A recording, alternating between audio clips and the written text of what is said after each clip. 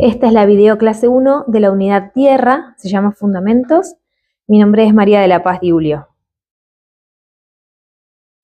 Los contenidos que vamos a incluir en esta presentación son termodinámica, calor sensible, temperatura, calor latente, conducción, convección, radiación, aislamiento térmico y masa, que son conceptos fundamentales para poder comprender mejor los temas de las próximas videoclases. El calor es una de las propiedades de los materiales y da cuenta de la energía interna de un material y de la agitación de sus moléculas. Los materiales intercambian constantemente esa energía con el entorno, es decir, que entregan y toman calor buscando el equilibrio térmico. Existe una rama de la física que estudia estos procesos que generan trabajo a partir del intercambio de calor y la energía y se llama termodinámica. La primera ley de la termodinámica dice que la energía no se crea ni se destruye, solo cambia de forma. Como ejemplo les pongo este auto que está cargando combustible. El combustible se gasta, pero no es que desaparece en el auto, sino que se convierte en trabajo, ruido, calor, etc. La segunda ley de la termodinámica es la ley de la entropía.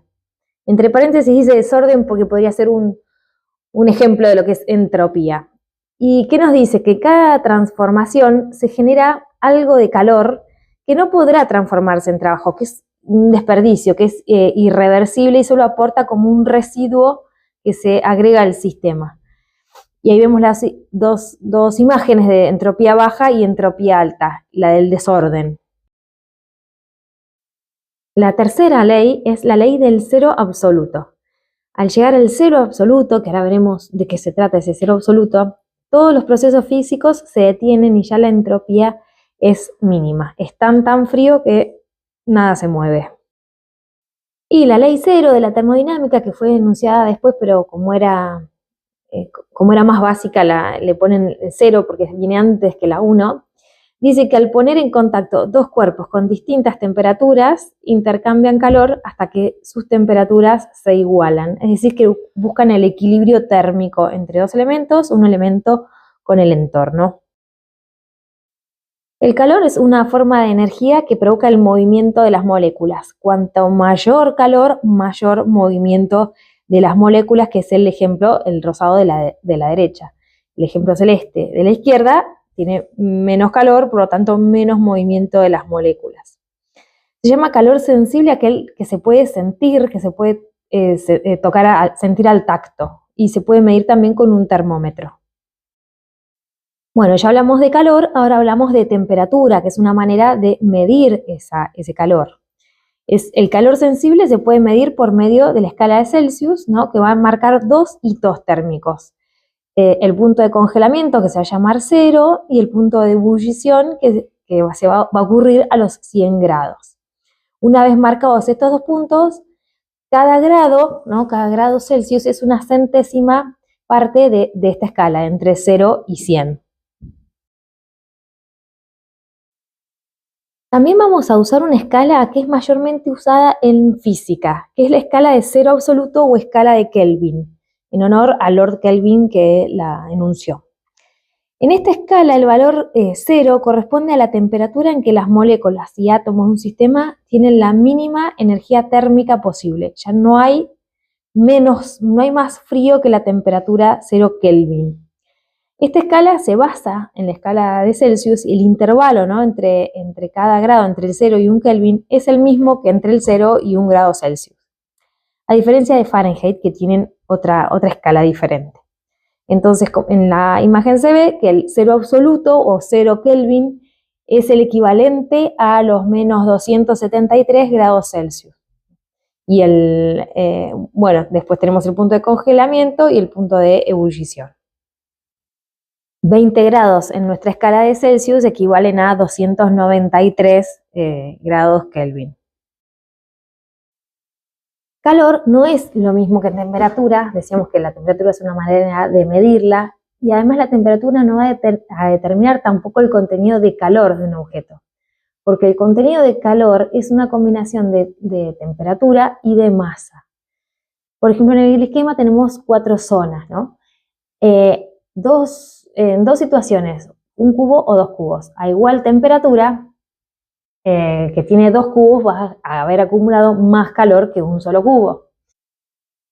Y si tengo dos cubos con el mismo volumen y la misma masa, pero uno tiene más temperatura, entonces ese será el que tenga más calor. Y siguiendo ese ejemplo, si tuviera dos cubitos a 50 grados Celsius, tendrían la misma cantidad de calor que un solo cubito a 100 grados Celsius. También tenemos el calor latente. Es energía calórica, pero ya no se puede medir con un termómetro. El calor latente es la energía necesaria para romper los lazos de las moléculas que permiten que ocurra un cambio de estado, o también le llamamos cambio de fase.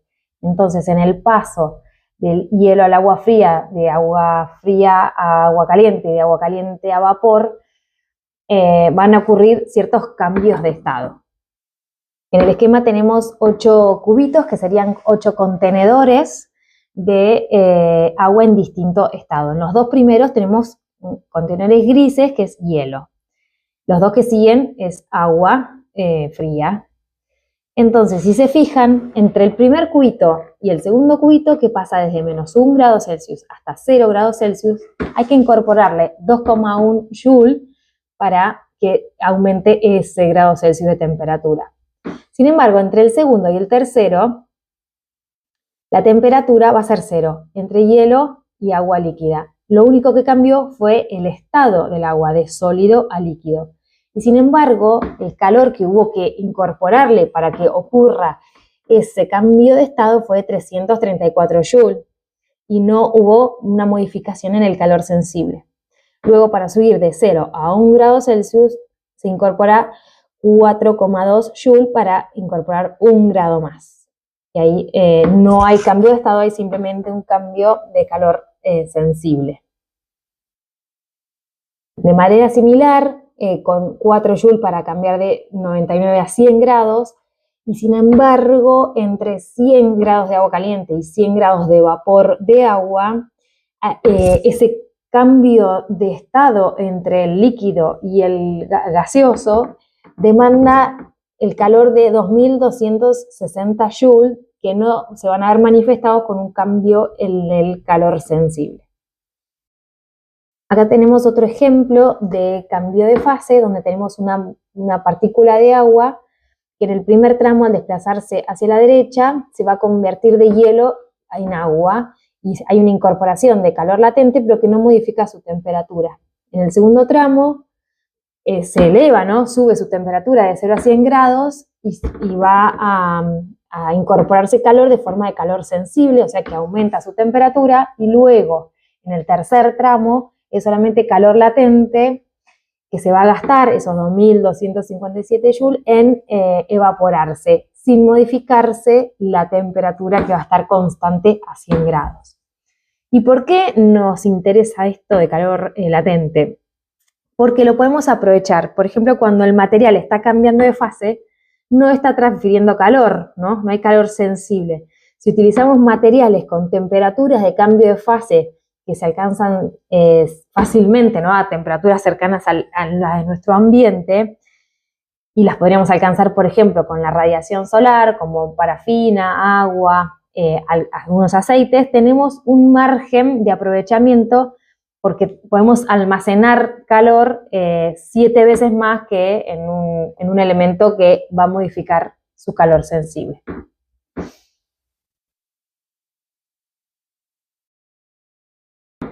Hablábamos antes de buscar el equilibrio, de que las moléculas buscan el equilibrio con el entorno, el equilibrio térmico, y ese desplazamiento de calor entre los cuerpos va a ocurrir en 3 modalidades de transferencia de calor: por conducción, por convección y por radiación. La transferencia de calor por conducción ocurre entre sólidos solamente, y este intercambio va a ser mayor cuanto mayor sea la diferencia de temperatura entre esos dos cuerpos. También va a depender de su configuración, de su geometría y la cantidad de superficie expuesta. Como por ejemplo, imagínense un radiador, ¿no? Tiene mucha superficie expuesta, entonces conduce más. A nivel microscópico es la transferencia de energía de las partículas de una sustancia cuyas moléculas tienen más agitación hacia las que tienen menos agitación.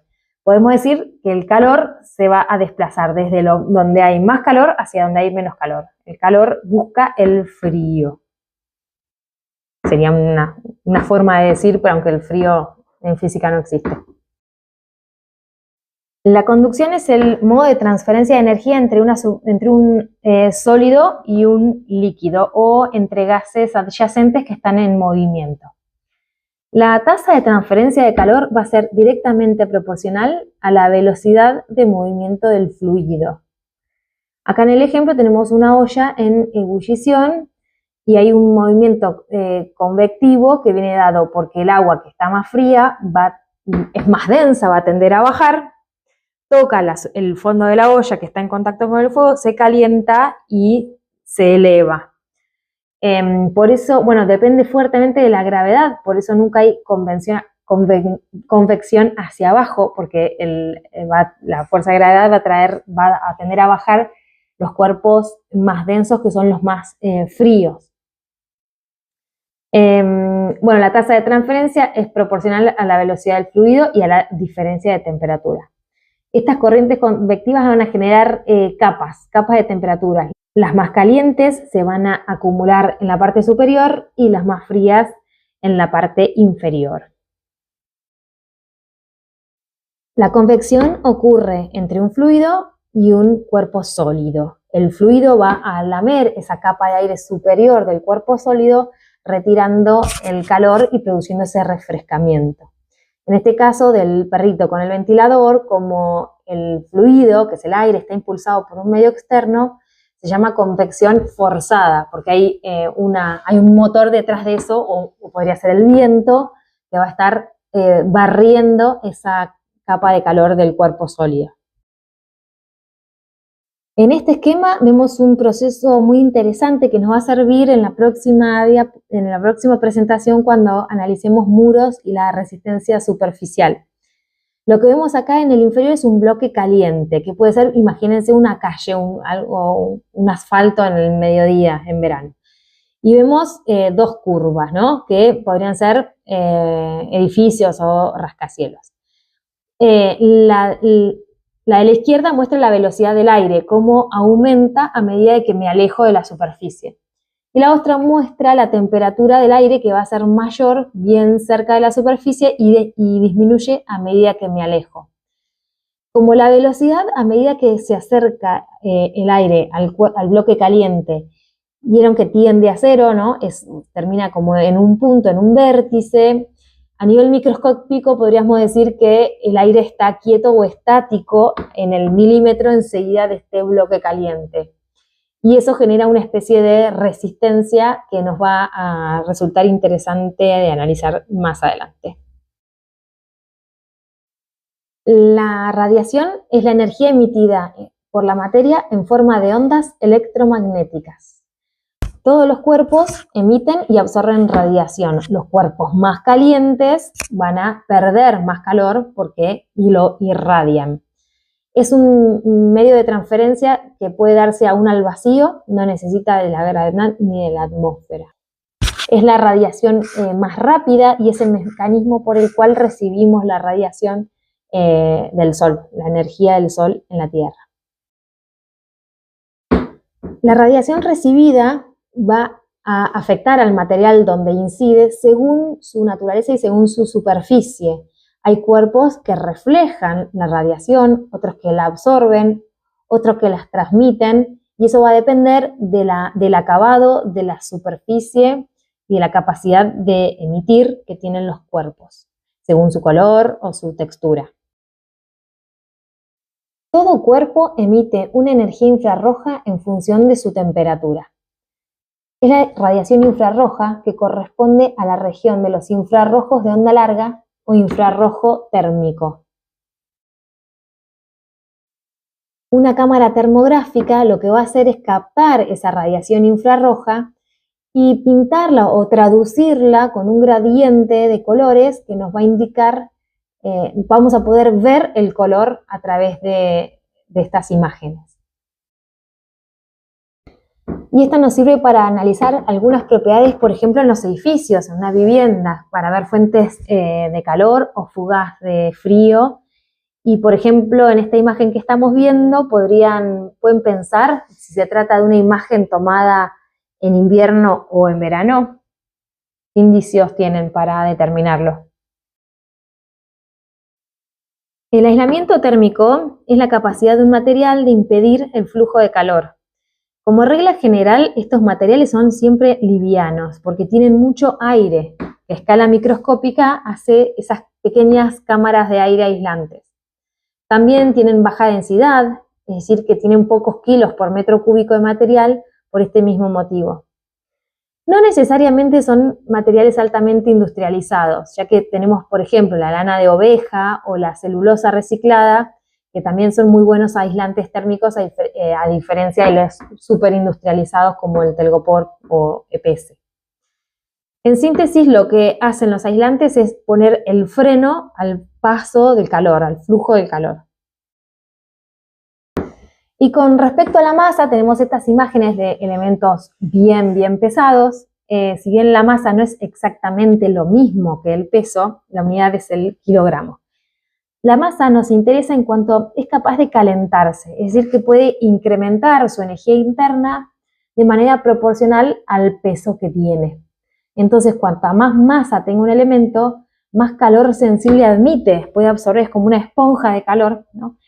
Que cuando cesa esa fuente de energía, por ejemplo, a la tarde cuando el sol cae, empieza a entregar el calor que fue acumulando durante todo el día buscando ese equilibrio térmico. Entonces es una fuente de calor que tenemos de noche cuando no hay sol.